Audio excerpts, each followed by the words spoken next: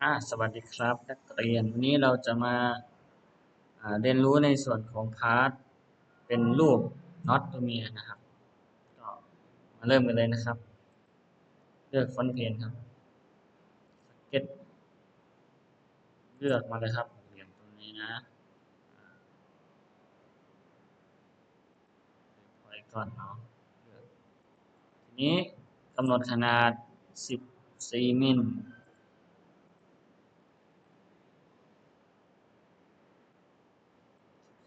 นะครับชุดนะครับตัวนี้ให้ที่7มิลแล้วก็กลับด้านครับ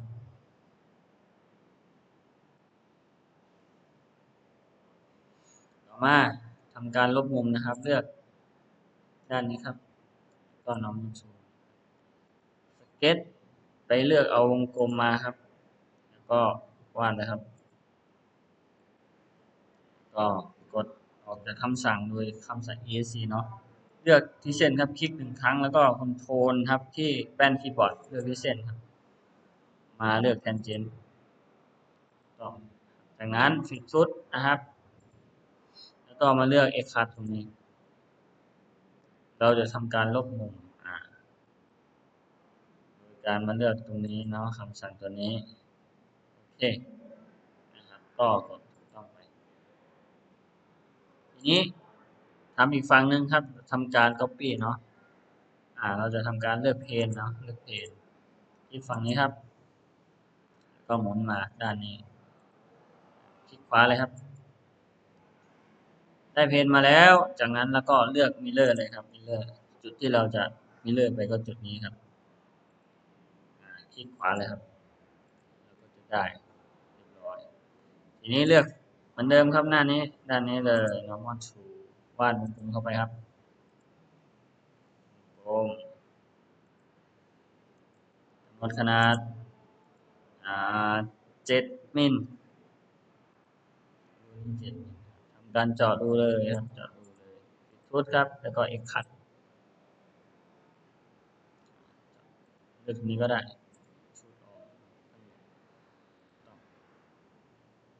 เจาะไปแล้วเราทำการ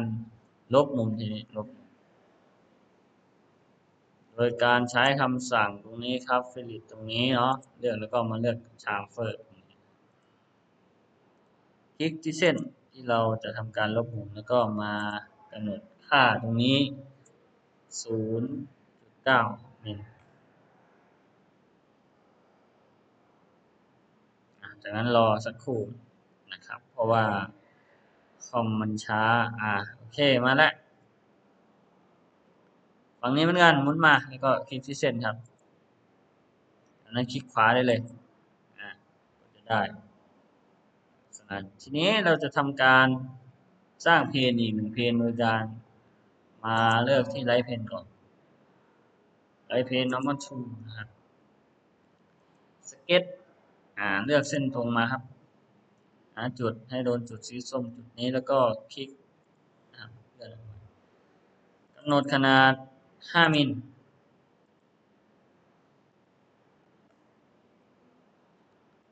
ก็ออกจากคำสั่งไปเลยครับทีนี้ฟิตชุดตรงนี้เนาะแล้วก็มาเลือกเพนครับเพนคลิกที่เส้นแล้วก็คลิกที่จุดตรงนี้คลิกขวาได้เลยครับแล้วก็จะได้เพนมาแล้วจากนั้นเราจะทำการวาดรูปวงกลมเข้าไปในเพนตรงนี้อะไรครับกำหนดขนาดครับที่8มิล8มิลปิดชุดนะครับมาเลือกตัวนี้ครับพัสเ a ตตรงนี้เนาะแล้วก็มาเลือก Iris and Surface ตรงนี้บางเครื่องมันอาจจะไม่มาแบบนี้ให้เรามาเลือกค่าตรงนี้นะให้แอนพิทตรงนี้นะครับแล้วก็กำหนดความยาวของเกลียวนะครับทั้งหมด25มิลเอา20ก็ได้เปลี่ยนเป็น20แล้วกันในสันตรงนี้ก็1มิลตัวนี้ก็0องศาครับต่อไปจากนั้นเลือก ไปที่ท็อปเพนเลยครับ normal to สเก็ตครับเลือกสเก็ต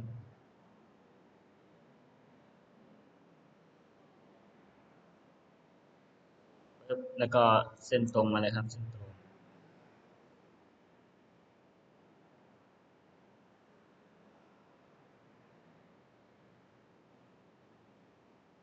ได้เส้นตรงแล้วก็ทำการวาดเข้าไปครับลักษณะนี้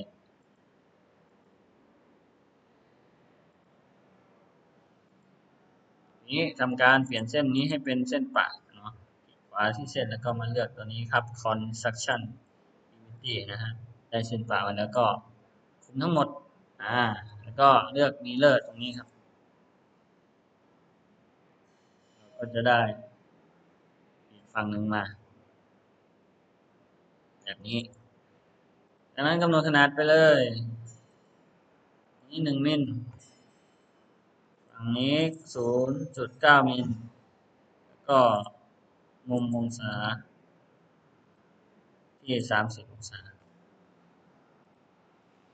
ทีนี้ให้เลือกที่จุดนี้ครับจุดด้านหลัง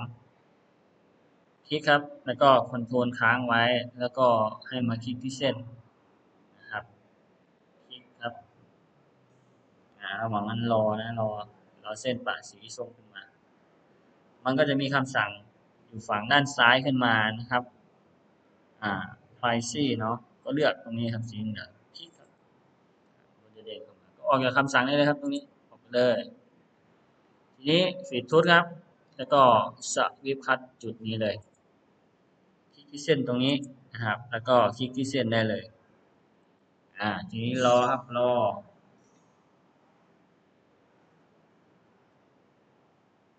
เมื่อมันเด้งขึ้นอย่างนี้ให้คลิกขวาไปเลยครับคลิกขวาเลยทีนี้ก็จะเสร็จสมบูรณ์ในการสร้างเกลียวเรียบร้อยครับอ่าเอาตัวนี้มุมมองตัวนี้ออกคลิกที่เส้นแล้วก็เลือกรูปแว่นขยายตรงนี้เนาะไหนเราไม่อยากมองเห็นก็เลือกแบบนี้เลยเสร็จแล้วรูปน็อตทีนี้ก็ใส่สีไปเลยครับตามใจชอบอยากได้สีอะไรแล้วก็ใส่เข้าไปก็ถูกต้องไปเลย